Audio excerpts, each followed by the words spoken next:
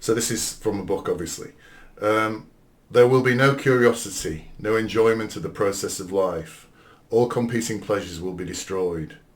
But always, do not forget this, Winston, always there will be the intoxication of power, constantly increasing and constantly growing subtler. Always, at every moment, there will be the thrill of victory, the sensation of trampling on an enemy who is helpless. If you want a picture of the future, imagine a boot stamping on a human face forever. Now, do you know what that quote is from?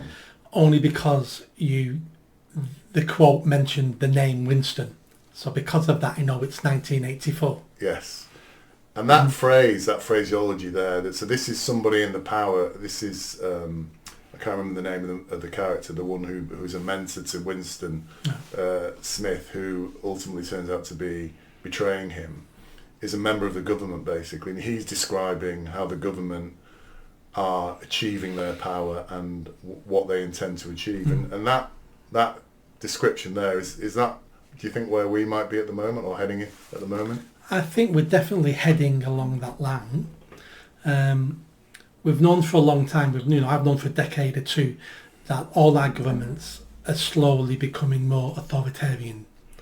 You look at the amount of laws they pass, what you can do, what you can't do, it's becoming more and more strict all the time.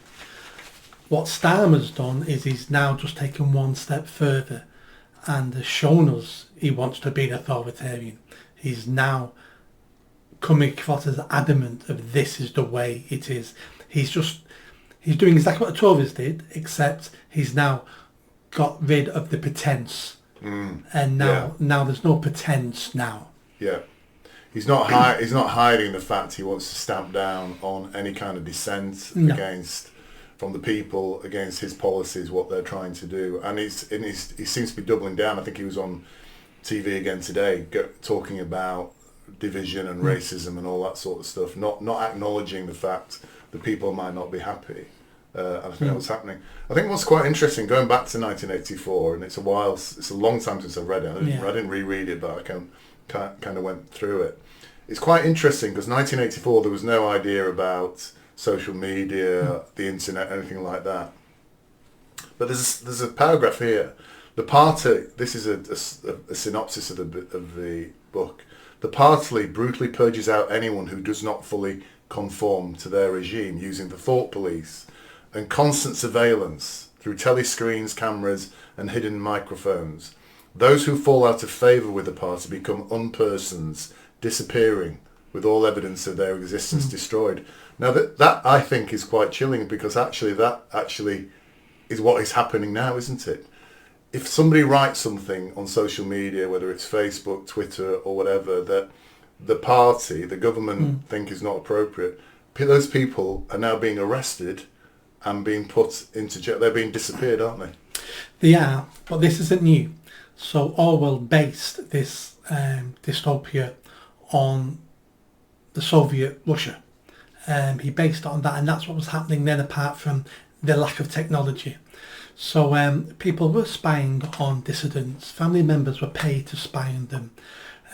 When they started getting listening bugs, they were using that in East Germany. In East Germany, when the wall fell and they looked at the records, it was something like 25% of the population of East Germany were on the payroll of the police. Wow. As informers. So out of every 3 people one of them was an informer. That's how deep it went in East Germany.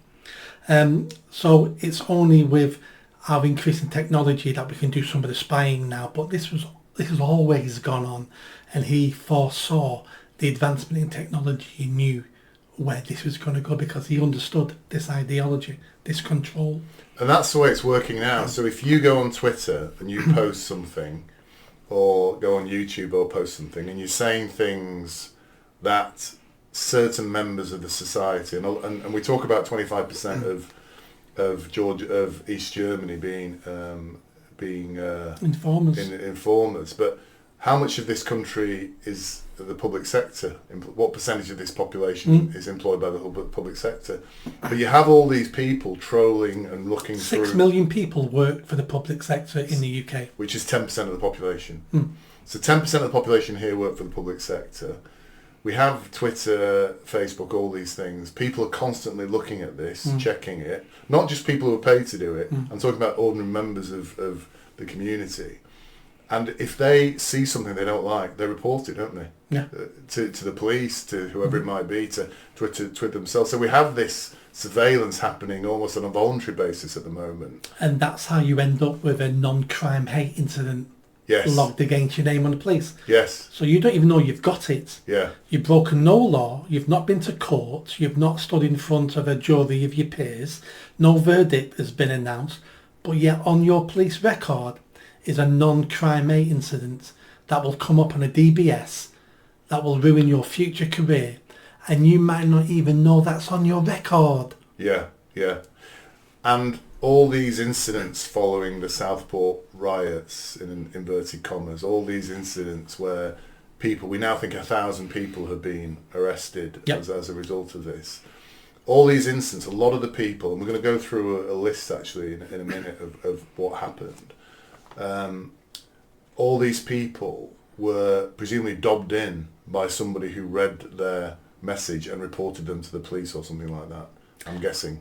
Half of them who have been arrested was for online stuff, so they would have been reported, and the ones who were at the demonstrations and the ones who turned violent, that would have been CCTV and the police flooding social media and local newspapers saying, do you know these people? Yeah. So people are now scared to write things on Facebook, they're scared to say things on YouTube, they're scared to even go and show any kind of solidarity with people who are unhappy with what's happening at the moment. That's exactly what's happened. And if you'd have told me this several months ago, I wouldn't have believed you. Yeah. But it's well, I should have believed you because we saw exactly the same thing during COVID.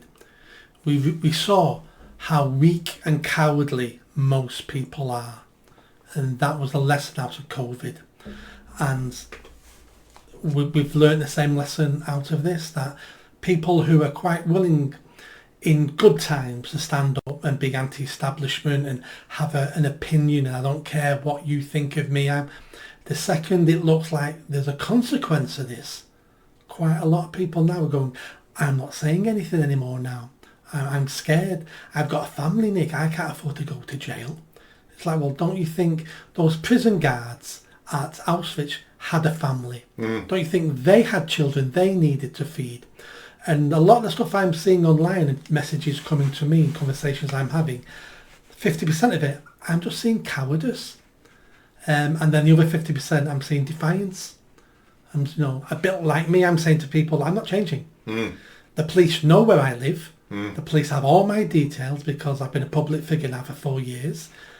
I'm not changing, and if I've got to go to jail, which I don't want to do, then come and get me.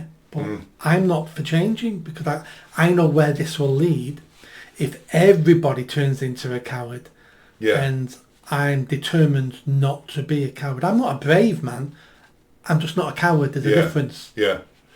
And that's what's quite chilling, isn't it? Because you and I have actually said outside our bits to camera, you and I have actually said that it is possible some of the things we talk about could be determined now as anti-government rhetoric, incitement to violence, and a policeman could turn up at your door now. Yeah. And that, to me, is really chilling, the fact that the things that you and I talk about, which I think are quite... not innocuous, but there's nothing in here that I think is illegal or inappropriate that we're talking about. We're expressing opinions, asking questions. But we're actually now reaching a stage where we're thinking this could end up with the police turning up. And this is predictable. When you have a regime, a government, an institution that is fearful, they turn to violence and brutality. It's always the last resort. Our governments only have 2 weapons against us. They have lies and they have force. Lies don't work anymore now because we see through, we know it's propaganda. We have X, we have other outlets where we're seeing the truth. Just like the Soviets had the BBC World Service where the news was on. Yeah. It's hard to believe that people two generations ago thought the BBC had the truth on it, and they probably did 50, 60 years ago, but, Yes. but they haven't now, have they? But that's how they got their truth, and they just went along with what the propaganda they were being told, and they'd nod along to it, but in private they'd go, yeah, I don't believe any of that. Yeah. And that's where we are now with state propaganda. So because that doesn't work on us anymore now, they're left with brutality, and that's what they're doing now. If you don't like what we say, we're going to arrest you.